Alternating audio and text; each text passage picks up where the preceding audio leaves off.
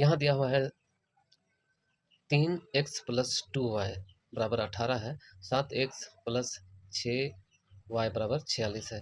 तो यहाँ x का मान निकालना है। यहाँ 3x जोड़ 2y बराबर 18, यानी कि यहाँ x और y का मान निकालना है दोनों में। तो हम कैसे निकालते हैं? बहुत आसान तरीका से।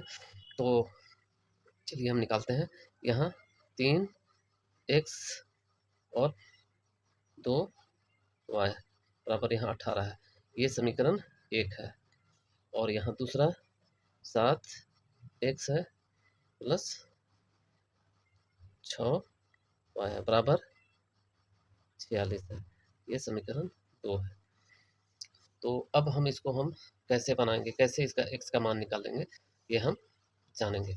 तो यहाँ सबसे पहले यहाँ करना क्या होगा कि यहाँ हमें कोई x या y को हम लोग को हटाना है।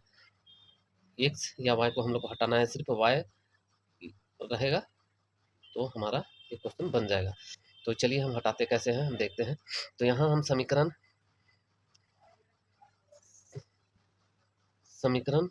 एक को 7 से तथा समीकरण 2 को 3 से गुना कर घटाने पर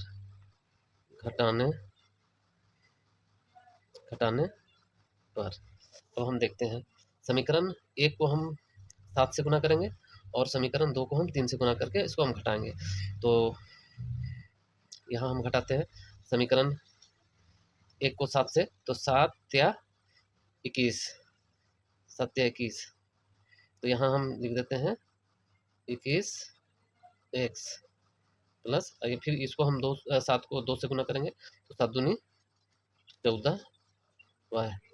अब ये भी हम 7 से गुना करेंगे तो 7 8 56 के 6, हाथ में रहा 5, 7 1 7, 7 और 5 12, तो यहाँ 126 हो गया।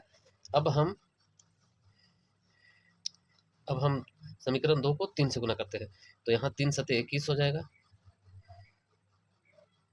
21 और प्लस, और फिर 6 को हम 3 से गुना करेंगे तो 6 तिया 18 हो जाएगा, 18y। अब ये भी हम 3 से गुना करेंगे, 3 छक 18 के 8, 3 चौके 12 और 1 13, यानी कि 138। ये हो गया समीकरण 3 और ये हो गया समीकरण 4।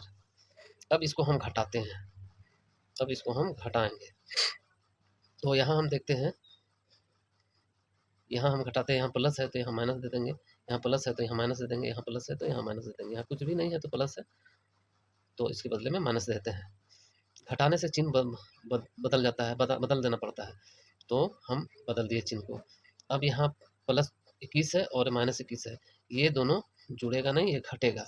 सेम अंक रहने से जुड़ता है, यानी कि यहाँ हम घटा रहे हैं तो यहाँ हम माइनस दे दिए हैं तो ये जो है घटेगा, और घटेगा यानी कि पूरा घट जाएगा, खत्म हो जाएगा। अब यहाँ देखते हैं, यहाँ -14 है और यहाँ ये +14 है और यहाँ -18 है, तो 14 से 18 नहीं घटेगा तो 18 से 14 घटाते हैं, तो 18 में 14 घटाएंगे तो यहाँ हो जाएगा 4y, और यहाँ जो है माइनस का चिन्ह लग जाएगा, यानी कि 18 बड़े अंक का निशान लग जाएगा, यानी कि -18।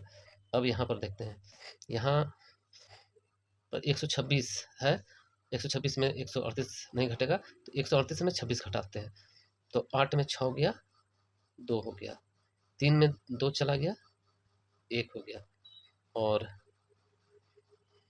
ये जो है 1 और 1 जो है 0 हो गया, तो ये हमारा -4y बराबर -12 आ गया। तो यहाँ हम देखते हैं -4y बराबर -12 आ गया। तो अब हम यहाँ हम देखेंगे कि यहाँ गुना का चिन्ह है 4 और y के बगल में, तो ये जो 4 को हम इधर कर देंगे तो ये भागा में बदल जाएगा।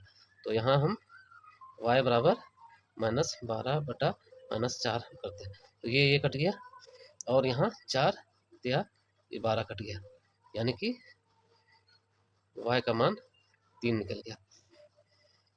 अब हम y का मान निकालते हैं, तो ये y3 का मान जो है समीकरण 1 में या 2 में किसी में भी हम लगा करके निकाल सकते हैं।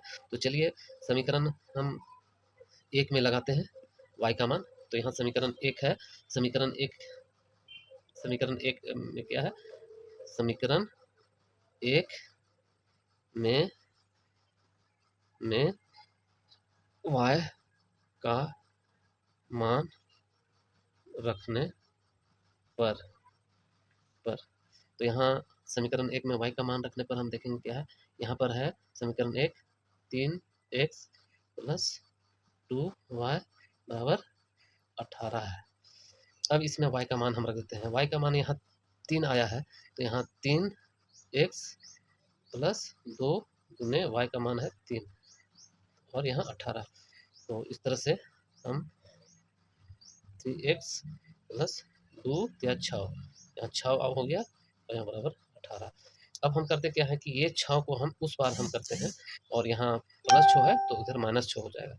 तो अब हम चलते हैं, 3x बराबर ये 18 हो गया और ये +6 उधर चला गया तो -6 हो गया।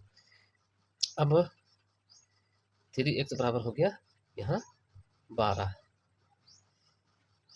यहाँ 12 हो गया। अब यहाँ चूंकि यहाँ 3 और x के बीच में गुना का चिन्ह है, तो यानी कि हम 3 को उस पार ले जाएंगे तो ये भागा हो जाएगा। तो हम 3 को उस पार करते हैं तो 12/3 हो जाएगा। अब यहाँ 3 चौके 12 हो गया। अब यहाँ x का मान 4 निकल गया और y का मान आपका 3 निकल गया। इस तरह से हमारा समीकरण का हल हो जाता है। तो उम्मीद है ये आपको समझ में आया होगा। तो मिलते हैं अगले वीडियो में, तब तक के लिए नमस्ते।